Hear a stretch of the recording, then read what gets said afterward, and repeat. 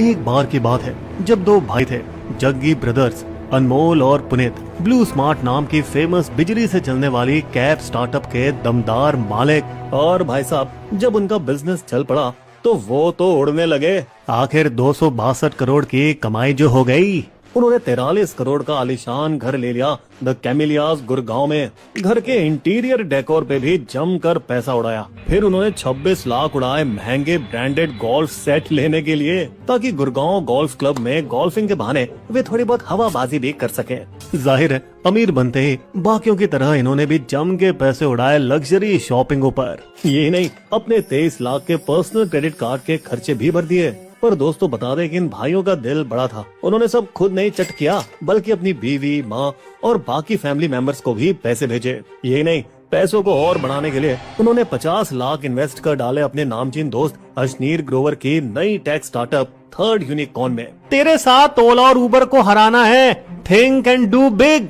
इन दोनों भाइयों ने 200 करोड़ से भी ज्यादा ठोक डाले अपनी 9 जुड़ी हुई कंपनियों में। और ऐसा लग रहा था कि अब जिंदगी में सब चंगा सी। लेकिन उन्हें शायद पता नहीं था कि उनकी कंपनियों की अब जम के लंका लगने वाली थी, क्योंकि मार्केट के रक्षक सेबी ने डाल दिए थे उन पर जांच के पंजे। इसके साथ ही पुलिस और ईडी भी दौड़ पड़ी जग्गी भाइयों के पीछे। और लेनदार फिर कहाँ पीछे रहते, वो भी गले लग गए अपने पैसे निकलवाने के लिए। इन भाइयों के कांड का असर और लोगों पर भी हुआ, जैसे ब्लू स्मार्ट के करीब 800 कर्मचारी जिनकी नौकरियां खतरे में पड़ गई थी। मगर असली झटका तो उन 10,000 ब्लू स्मार्ट के ड्राइवरों को लगा, जो बेचारे सुबह सुबह रेडी होकर आए और क्या पाया, ना गाड़ी बची ना ही नौकरी। आप जैसे पैसेंजर जिन्होंने ब्लू स्मार्ट ऐप खोला और देखा कि मेहनत की कमाई अब ऐप के वॉलेट में ही फंस गई है। तो अब सवाल ये है, ये आखिर हुआ कैसे? अनमोल और पुनीत सिंह जग्गी पंचकुला हरियाणा के एक आर्मी फैमिली से आते हैं। बड़े भाई अनमोल ने पेट्रोलियम इंजीनियरिंग की पढ़ाई कर 2007 में शुरू की जेंसोल नामक एक ऐसी कंपनी जो लोगों को सलाह देती है कि वे कैसे कम प्रदूषण करें, कार्बन कम यूज करें और सोलर पावर का इस्तेमाल बढ़ाएं। वहीं छोटे भाई पुनीत ने केमिकल इंजीनियरिंग की पढ़ाई की और जब ये इंडिया के अलग अलग सोलर फार्म्स घूमे तो उनके अंदर एक चिंगारी उठी। और फिर इन दोनों भाइयों ने मिलकर शुरू कर दिया बड़े सोलर प्रोजेक्ट्स को डिजाइन और संभालने का काम। साफ ऊर्जा की दुनिया में दोनों भाइयों ने दिखाया अपना जबरदस्त दम और उनकी कंपनियां आराम से कमाने लगी 100 करोड़ सालाना।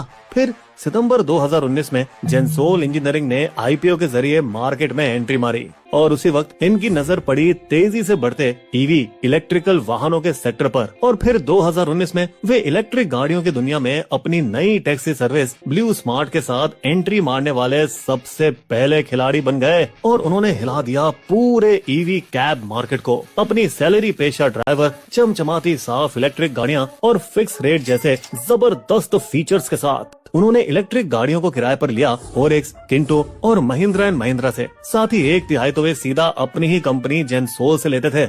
इतना ही नहीं, उन्होंने MS धोनी और दीपिका पादुकोण को बना लिया अपना ब्रांड एम्बेसडर। अब 2025 आते आते ब्लू स्मार्ट चला रहा था 8,500 इलेक्ट्रिक गाड़ियां, 5,800 चार्जिंग स्टेशन और साथ ही इनके साथ 10,000 से ज्यादा ड्राइवर जुड़ चुके थे। वहीं दूसरी तरफ ओला का 10,000 और उबर का 25,000 इलेक्ट्रिक गाड़ियों का टारगेट आज भी बस एक अधूरा ख्वाब रह गया है। लेकिन फिर आया एक भयानक ट्विस्ट। 1 साल पहले जून 2024 में किसी ने सेबी को गुप्त शिकायत की, ये लोग शेयर के दाम से खेल रहे हैं और पैसों की गफलेबाजी कर रहे हैं। सेबी ने जेंसोल की जांच शुरू की और इन्होंने पाया कि इन दोनों ने सरकारी लेनदार कंपनी से 978 करोड़ का लोन लिया है 2021 और 2024 के बीच। प्रोजेक्ट ये था कि जेंसोल को 664 करोड़ का लोन का पैसा और 167 करोड़ अपनी जेब से डाल के टोटल 830 करोड़ का निवेश करना था, ताकि 6,400 इलेक्ट्रिक गाड़ियां अपने ब्लू स्मार्ट के लिए खरीदी जा सके।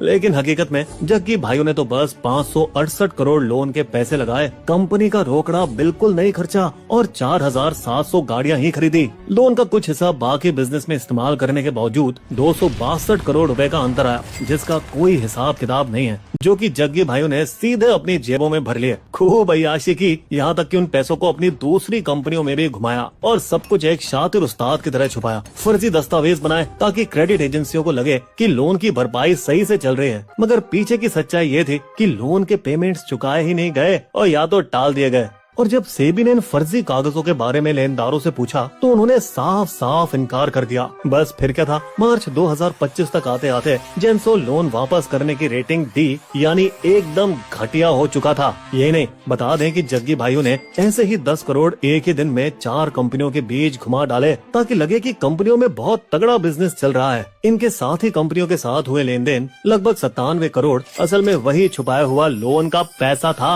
तो अप्रैल 2025 में सेबी सीधे पहुंच गई जेंसोल के पुणे वाले ईवी प्लांट पर एक सरप्राइज इंस्पेक्शन करने के लिए, और उन्होंने पाया, भाई कर्मचारी किधर हैं? सर, एक साल में सिर्फ 1.5 लाख बिजली का बिल आया है, इतने बड़े प्लांट का। दया, कुछ तो गड़बड़ है प्रोडक्शन में। जिसके बाद 15 अप्रैल 2025 को सेबी ने दोनों जग्गी भाइयों को न सिर्फ स्टॉक मार्केट से बल्कि अपनी ही लिस्टेड कंपनियों के बोर्ड से बैन कर दिया। यहाँ तक कि इनके एक शेयर को 10 छोटे शेयर में बदलने का प्लान भी रोक दिया, जिसका सीधा असर जेंसोल के स्टॉक पर हुआ, जिसका शेयर सीधा 95% टूट गया और 1126 गिरकर 1033 पर आ गया। पर दोस्तों, कहानी यहाँ खत्म नहीं होती। 22 अप्रैल 2025 को इनके एक लेनदार ने सीधा दिल्ली पुलिस में कंप्लेंट मार दी, जिसके बाद ईडी ने रेड मारी और छोटे भाई पुनीत जग्गी को एक दिल्ली के होटल से उठा लिया मनी लॉन्ड्रिंग के आरोप में। फिर बाहर से निवेश करा के शेयरों के दाम को नकली तरीके से ऊपर चढ़ाने के आरोप में जेंसोल के 5 लाख से ज्यादा शेयर का खरीदना बेचना बंद कर दिया गया। इतना ही नहीं, 573 करोड़ के सिक्योरिटीज और डीमैट अकाउंट से लेन देन भी बंद कर दिया गया, क्योंकि शक ये था कि ये महादेव बैटिंग ऐप स्कैंडल में भी शामिल हैं। इस पर हमारी स्टोरी जरूर देखेगा। और दोस्तों रुको, अभी तो और भी लगनी थी जग्गी भाइयों की। तो जहां एक तरफ एक सरकारी लेनदार ने अपने 510 करोड़ की भरपाई के लिए उनके खिलाफ दिवालियापन की प्रक्रिया शुरू कर दी, तो वहीं दूसरे ने जेंसोल को फ्रॉड घोषित करके अपने 307 करोड़ की भरपाई के लिए अदालत ले जाने की धमकी दी। और इधर 3 और एजेंसियों ने जेंसोल पर पिछले 3 सालों के पूरे अकाउंट्स की कड़ी जांच करना शुरू कर दी। और फिर हिसाब किताब देखने के बाद कंपनी कोर्ट ने आदेश दिए, जेंसोल और इनसे जुड़ी सारी कंपनियों के बैंक अकाउंट्स, लॉकर सब जब्त किए जाएं। पर दोस्तों, जेंसोल अकेला नहीं था। 2023 में जब एक गो मैकेनिक्स नाम के एक गाड़ी सर्विसिंग कंपनी के हिसाब किताब में भी गड़बड़ी सामने आई, तो उन पर भी ताला लगाया गया। और जग्गी भाइयों के प्रोफेशनल दोस्त जिनमें उन्होंने निवेश किया था, जैसे भारत पे के को फाउंडर रश्नीर ग्रोवर, जिन्होंने अपनी कंपनियों के पैसों से भी खूब अय्याशी की, उन्हें भी बाहर निकाला गया। लेकिन इसके बावजूद कि सेबी को जून 2024 में ही संकेत मिलने लगे थे, उन्होंने इस मामले में कार्रवाई कछुए की चाल की तरह की, धीरे धीरे। और जब 2025 की शुरुआत में ये आरोप खुलेआम दिखने लगे, तब भी कार्रवाई करने में उन्होंने पूरे 2 से 3 महीने लगा दिए। अब सवाल यहाँ ये है कि सेबी ने लेनदारों को एक्शन लेने के निर्देश पहले क्यों नहीं जारी किए, और वो क्यों रुकी रही जब तक एक लेनदार ने खुद पुलिस कंप्लेंट दर्ज नहीं कराई। वहीं बेचारे ड्राइवर सब दूसरी टैक्सी कंपनियों के बाहर लंबी लाइनें लगा रहे हैं, इस आस में कि बस कोई काम मिल जाए। हालांकि कस्टमर्स के लिए ब्लू स्मार्ट ने कहा, भाई वॉलेट के पैसे 90 दिन में वापस कर दूंगा। पर एक ऐसी कंपनी जो इतना अच्छा कर रही थी, जिसके सामने एक उज्जवल भविष्य था, आखिर उन्होंने ऐसा किया तो किया क्यों? और अब बच्चों की तरह दोनों भाई बस एक दूसरे पर इल्जाम लगा रहे हैं।